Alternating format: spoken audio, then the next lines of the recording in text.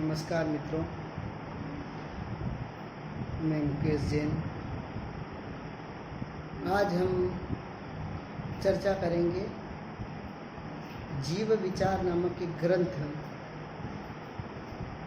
प्रारंभिक भूमिका, इसमें रचना करने का कारण,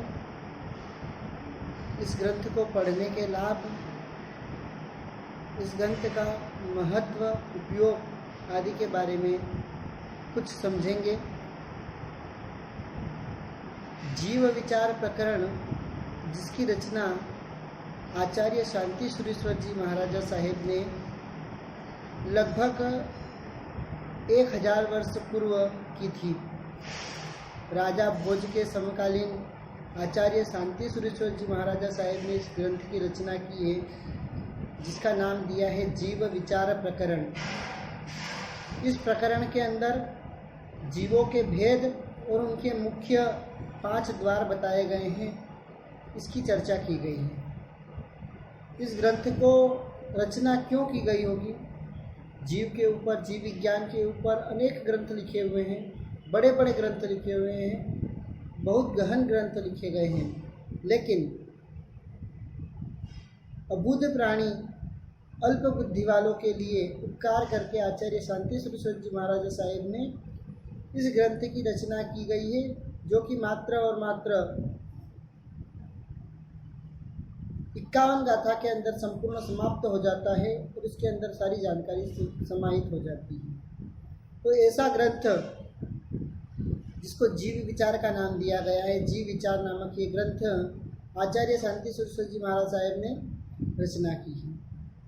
सबसे पहले इसके अंदर इसकी रचना का मुख्य कारण क्या रहा होगा, उसके ऊपर प्रकाश डालते हैं कि बड़े बड़े ग्रंथ उपलब्ध होने के बाद भी एकमात्र छोटा सा ग्रंथ रचने की जो आवश्यकता लगी, वो आज की या उस समय की मति की अल्पता प्रदर्शित कर रही है कि जानने की इच्छा बहुत होती है, लेकिन प्रारंभ में यदि कोई बृहद ग्रंथ देख लिया जाता है तो विद्यार्थी में थोड़ा सा क्षोभ उत्पन्न हो जाता है। उस क्षोभ को दूर करने के लिए, जीव विज्ञान के अंदर प्रवेश करने के लिए इस ग्रंथ की रचना की गई है। इसके अंदर पृथ्वी पर विराजमान चारों गति के देव, नरक, तिर्यंच और मानुष के अलग अलग जीवों के अलग अलग प्रकार बताए गए हैं। प्रारंभिक 25 गाथा के अंदर जीवों के प्रकार व भेद बताए गए हैं और बाद की 25 गाथा के अंदर उनके ऊपर 5 द्वार बताए गए हैं, शरीर, अवगाना आदि। तो यह ग्रंथ जब है, हम एक एक गाथा का इसमें रोज अन्वेषण करेंगे, निरीक्षण करेंगे, एक एक गाथाओं के ऊपर प्रकाश डालेंगे। इस ग्रंथ की रचना, उसके बाद में इस ग्रंथ के अंदर विषय जो बताया गया है, जीवों के बारे में थोड़ी थोड़ी जानकारी बताई गई है। जीव किसे कहा जाता है, जीव कितने प्रकार के होते हैं, आदि आदि। जीव विचार प्रकरण के अंदर आचार्य शांति सुरेश्वर जी महाराजा साहेब ने विषय, प्रयोजन, संबंध और अधिकारी, इन चारों वस्तुओं का निर्देशन किया है। और इसके बाद में एक 5वीं वस्तु आती है, मंगलाचरण। कभी भी कोई भी ग्रंथ, कोई भी आचार्य रचना करते हैं तो उसके अंदर अपने इष्ट का ध्यान करते हैं, अपने इष्ट को वंदन करते हैं, उसे मंगलाचरण कहते हैं। ग्रंथ बनाने, रचना करने और पढ़ने वालों के लिए, दोनों के लिए मंगल हो, हितकारी हो, इस भावना के साथ में मंगलाचरण किया जाता है।